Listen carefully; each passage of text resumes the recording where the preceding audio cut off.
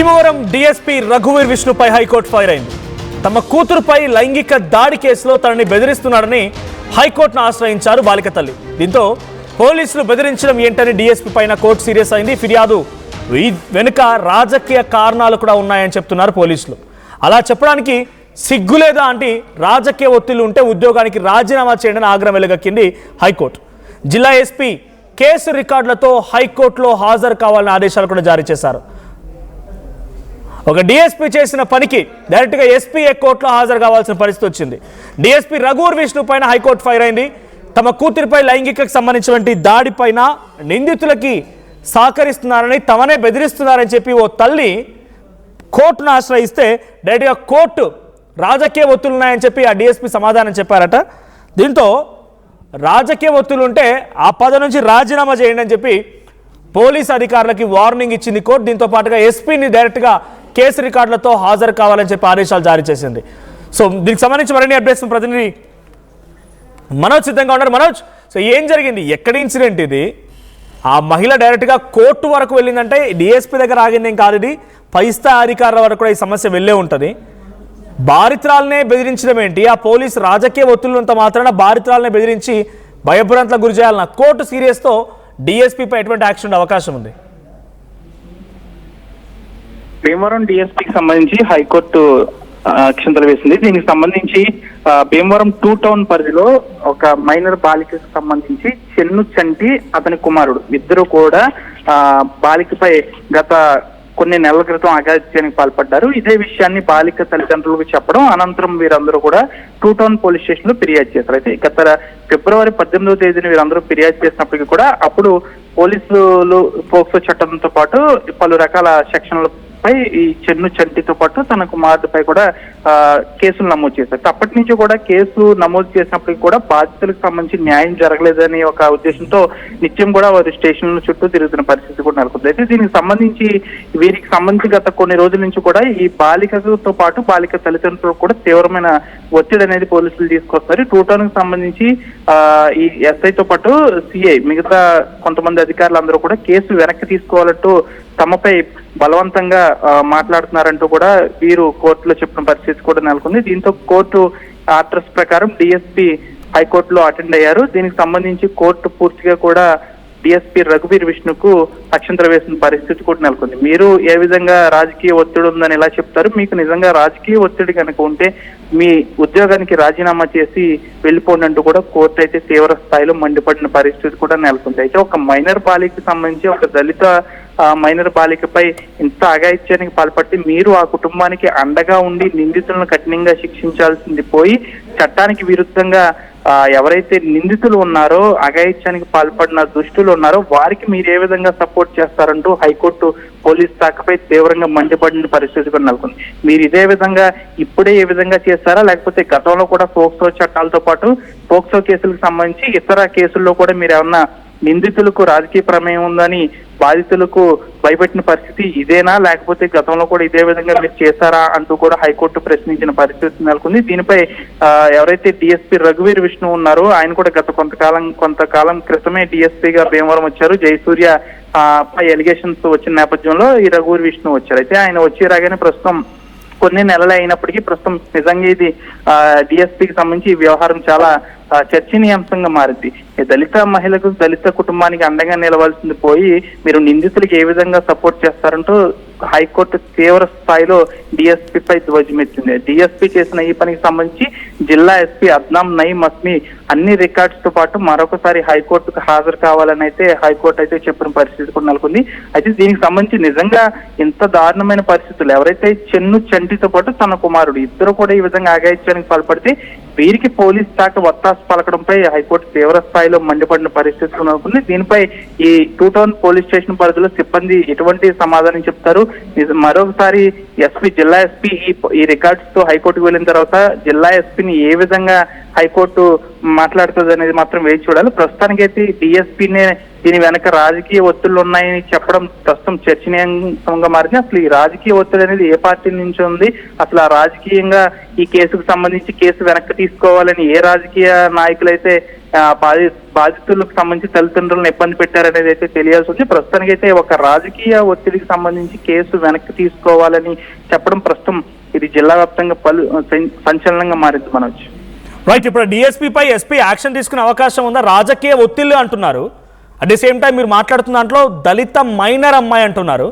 ఇంతకీ ఆ దళిత మైనర్ అమ్మాయిపై జరిగిన అఘాయిత్యం పైన పోలీసులు యాక్షన్ తీసుకోకుండా బాధితుల్ని బెదిరించమని చెప్పిన రాజకీయ నాయకుడు ఎవరు?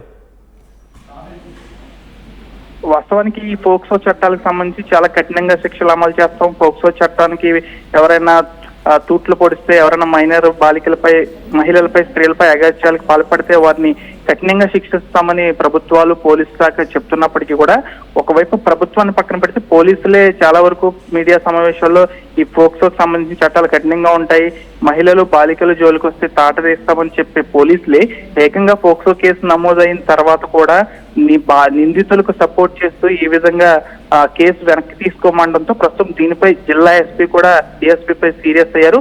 అంటే ఈ పోక్సో కేసులకు సంబంధించి డిఎస్పీ కీలకంగా వ్యవహరిస్తారు కాబట్టి ప్రస్తుతానికైతే జిల్లా ఎస్పీ కూడా ఈ కేసుపై తీవ్రంగా పరిగణించిన పరిస్థితి నెలకొంది. దీనిపై డిఎస్పీ కూడా ఎస్పీ వార్నింగ్ ఇచ్చినట్టు కూడా తెలుస్తుంది. అయితే మరికొన్ని రోజుల్లో, అంటే 2-3 రోజుల్లో ఎస్పీ కూడా ఈ కేసుకు సంబంధించి హైకోర్టుకు పలు రికార్డులతో వెళ్ళనున్నారు. ఆ క్షణంలో ఈ కేసుకు సంబంధించి ఎస్పీ ఏం చెప్పబోతున్నారు, హైకోర్టు ఏ విధమైన మరొకసారి ఏ విధమైన రిటర్న్ జవాబు ఇస్తుంది అనేది మాత్రం చూడాలి. ప్రస్తుతానికైతే ఈ పోక్సో కేసు డైరెక్ట్ గా ఎస్పీఏ రియాక్ట్ అవ్వాలి, ఎస్పీఏ సంబంధిత కేసు రికార్డులను పట్టుకొని కోర్టు ముందు హాజరు కావాలని చెప్పి కోర్టు ఆదేశించింది. సో ఇప్పుడు ఎస్పీ డెఫినెట్ గా హాజరు కావాల్సింది కోర్టు ఆదేశానుగుణంగా. సో ఇప్పుడు డిఎస్పీ తన కింది స్థాయి అధికారి కాబట్టి ఎటువంటి చర్యలు తీసుకునే అవకాశం ఉంది ఆయన పైన? తప్పనిసరిగా దీనికి సంబంధించి డిఎస్పీపై చర్యలు తీసుకునే అవకాశం ఎంతైనా ఉంది. ఎందుకంటే హైకోర్టులోనే డిఎస్పీ ఏకంగా సాక్షాత్తు ఈ కేసుకు సంబంధించి రాజకీయ ఒత్తిళ్లు ఉన్నాయని చెప్పడంతో ప్రస్తుతం చర్చనీయాంశంగా మారింది. కాబట్టి ప్రస్తుతం భీమవరానికి సంబంధించి డిఎస్పీగా రఘువీర్ విష్ణు పనిచేస్తున్నారు కాబట్టి ఆయనే హైకోర్టులో స్వయంగా ఈ మాట చెప్పారు. కాబట్టి ఆయనపై జిల్లా ఎస్పీ లేదా హోంమంత్రి ప్రభుత్వం ఎటువంటి చర్యలు తీసుకుంటుందనేది మాత్రం చూడాలి. సాక్షాత్తు హోంమంత్రి కూడా చాలా సందర్భాల్లో చెప్తూ ఉంటారు, మహిళలపై, మైనర్ బాలికలపై అఘాయిత్యాలకు పాల్పడితే ఎట్టి పరిస్థితులను ఉపేక్షించేది లేదంటారు. అయితే ఈ కేసుకు సంబంధించి హోంమంత్రి చాలా సార్లు ఇలా చెప్పిన సందర్భం ఉంది కాబట్టి సాక్షాత్తు డిఎస్పీనే ఈ కేసు వెనుక రాజకీయ ఒత్తిళ్లు ఉన్నాయని చెప్పడం ప్రస్తుతం ఈ రెండు కూడా ఏ విధంగా బేరీజ్ వేసుకోవాలనేది మాత్రం ప్రభుత్వం చూడాల్సిన అవసరం ఎంతైనా ఉంది. డిఎస్పీపై ఎటువంటి చర్యలు తీసుకుంటుంది, ఈ నిందితులు ఎవరైతే ఉన్నారో ఆ నిందితులు ఎవరనేది బయటపెడుతుందా లేకపోతే అసలు వారిని బయట పెట్టదా అనేది మాత్రమే చూడాలి. ప్రస్తుతం జిల్లా ఎస్పీ హైకోర్టుకి వెళ్ళిన తర్వాత మిగిలిన విషయాలన్నీ బయటకు వస్తాయి. ప్రస్తుతానికి అయితే డిఎస్పీపై ఎటువంటి యాక్షన్ తీసుకుంటారు, ఆ నిందితులకు ఎటువంటి శిక్ష వేస్తారనేది మాత్రం వేచి చూడాల్సిన అవసరం ఉంది. పోక్సో కేసు నమోదైంది, పలు కేసులపై, పలు సెక్షన్ల కింద కేసులు నమోదు చేస్తారు. అయినప్పటికీ కూడా కేసు వెనక్కి వాపస్ తీసుకోమని ఏకంగా పోలీసులే చెప్పడంతో ప్రస్తుతం ఇది హాట్ టాపిక్ గా మారింది. ఈ పోలీస్ శాఖలో ఉన్న ఎవరైతే వెనక్కి తీసుకోమన్నారో వారి పేర్లు కూడా బాలికకు సంబంధించిన తల్లిదండ్రులు చెప్పే అవకాశం ఉంది. కాబట్టి ఆ సిబ్బందిపై, ఆ అధికారులపై ఎటువంటి చర్యలు ప్రభుత్వం తీసుకుంటుందనేది మాత్రం వేచి చూడాల్సిన అవసరం ఉంది. ఒకవేళ జిల్లా ఎస్పీ హైకోర్టుకు వెళ్ళిన తర్వాత హైకోర్టు ఎటువంటి జవాబిస్తుంది, బాలికకు సంబంధించిన తల్లిదండ్రులు మరికొన్ని విషయాలు బయటపెట్టే అవకాశం ఉంది. కాబట్టి అసలు ఆ అధికారులు ఇంకా ఎంతమంది ఉన్నారు, ఎవరు ఆ బాలికకు సంబంధించిన తల్లిదండ్రులను ఎక్కువ ఫోర్స్ చేసి కేసు వెనక్కి తీసుకోమనేది ప్రత్యేకంగా అధికారి ఎవరైనా దానిపై కూడా కాస్త స్పష్టత అనేది రావాల్సింది మనోజ్.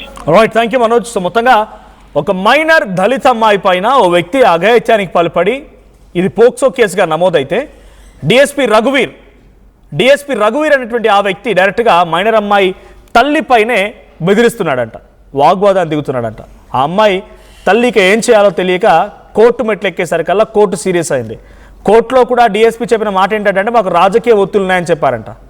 రాజకీయ ఒత్తిళ్లతో బాధితురాలనే నువ్వు ఇంకా బాధ పెట్టి బెదిరించే ప్రయత్నం చేస్తే ఇదాన మీరు చేసినటువంటి ఆ కాకి చొక్కాకి ఇచ్చే విలువ ఇదేనా? మరి అధికారులుగా అయింది ఇందుకేనా? మీ కాకి చొక్కాకి పోలీస్ అనేటువంటి గౌరవం ఇవ్వాల్సింది ఇందుకేనా? రాజకీయ నాయకులు 5 ఏళ్ళు ఉంటాడో తర్వాత ఇంకొకరు పోతారు, ఇంకొకరు వస్తూనే ఉంటారు. మీరు వాళ్ళకి ఎవరు వస్తే వాళ్ళకి ఊడిగం చేయడానికి మీకున్న పదవులు, మీకున్న ఆ అధికారాలు.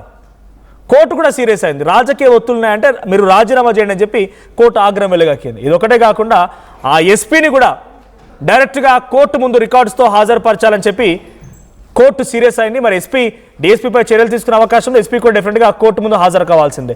సో ఇక్కడ ఈ పోలీస్ అధికారి లాగానే మీ దగ్గర కూడా బహుశా రాజకీయ ఒత్తిడి లొంగిపోయి మిమ్మల్ని ఇబ్బంది పెట్టిన వాళ్ళు, లేకుంటే మీ పక్కన వాళ్ళు ఇబ్బంది పెట్టిన వాళ్ళు చాలామంది ఉండే ఉంటారు. సో మీ అభిప్రాయం ఏంటి? అటువంటి వాళ్ళు మీ ఎక్స్పీరియన్స్లో కనుక ఉంటే వాళ్ళ పేరు కూడా కామెంట్ చేసే ప్రయత్నం చేయండి, మీ సమస్య ఏంటో చెప్పే ప్రయత్నం చేయండి.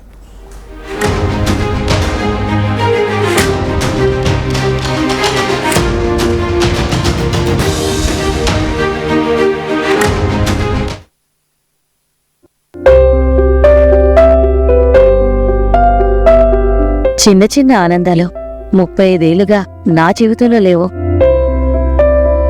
35 ఏళ్లుగా నేను డైపర్లలో బ్రతికాను. 6 సెంటీమీటర్ల ఫిస్టులా నా మూత్రాశయంలో లీక్ కారణమైంది. ఎవరూ నాకు సహాయం చేయలేకపోయారు. AINUలో వైద్యులను కలిసే వరకు. అక్కడ వారు రోబోటిక్ శస్త్రచికిత్సతో నాకు పరిష్కారం ఇచ్చారు. వారు నా ఆత్మవిశ్వాసాన్ని కూడా తిరిగిచ్చారు. Precision Care makes it possible. The Center for Robotic Surgery at AINU. At KL, the expertise of the world in the palm of your hand. KL deemed to be university.